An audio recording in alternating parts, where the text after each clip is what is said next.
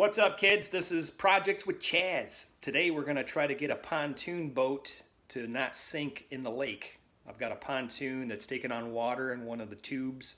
Instead of waiting for the marina to find time to pull it out and fix it and pay an arm and a leg, I'm just going to drill a hole in it and siphon the water out myself.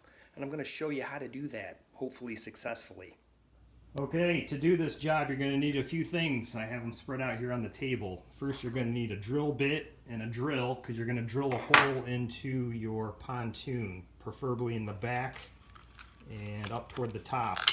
And of course, you're only going to be able to get a certain size drill bit into your drill, and then the hole's going to need to be a little bigger, so you can buy one of these little expander drill bits to bore out your hole so that you can fit this tube in.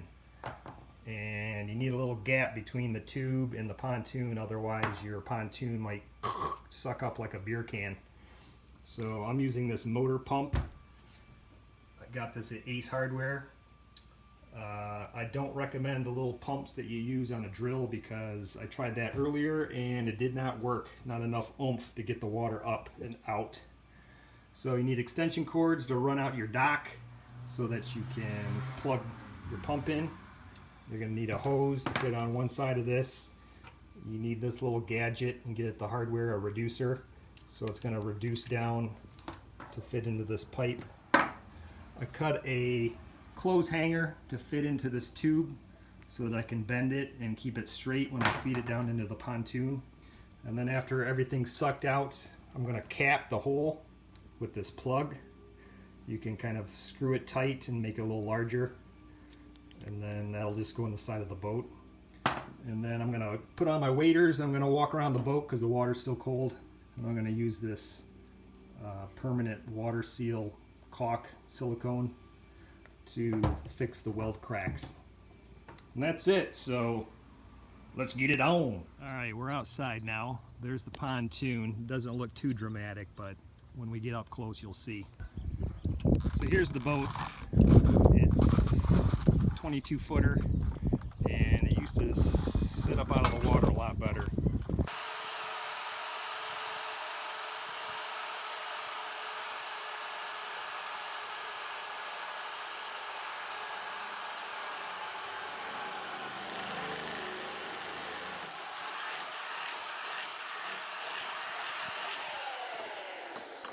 There's the hole. Now I got to put on the other bit, make that hole bigger.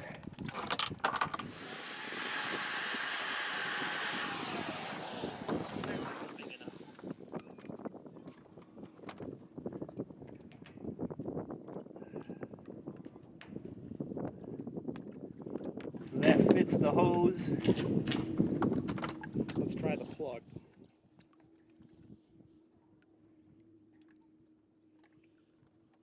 You don't want to drop the plug in the water. And the plug fits. It's a little loose, so I'm going to try to tighten it here. You turn it to the right, it makes it larger. Yeah. So that's a snug fit. So, I'm going to stick this hose, and I have a clothes hanger in here so I can bend it. I want it to go straight into the bottom of the pontoon.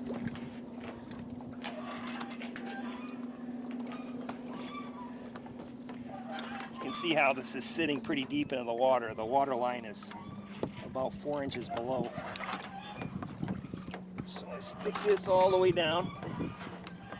Pretty sure it's at the bottom right now.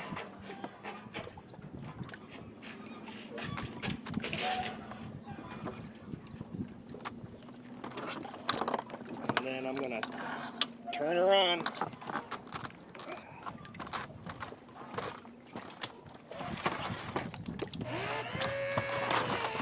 And there's the water. Here's the motor.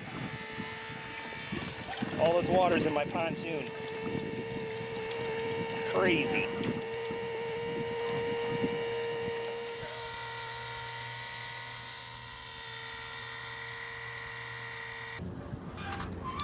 All right, that's all she wrote.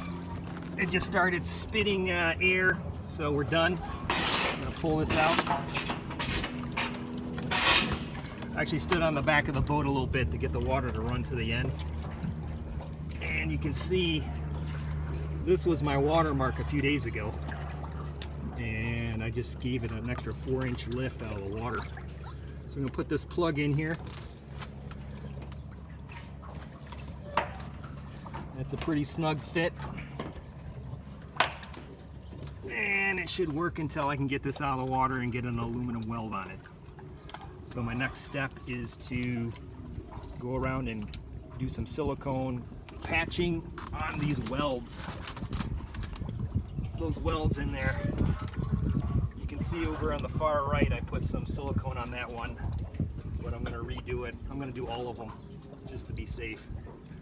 So from tubing and torquing on this tow bar, I'm sure I've stressed some of these welds, and that's where the water's getting in. So hopefully this works for you.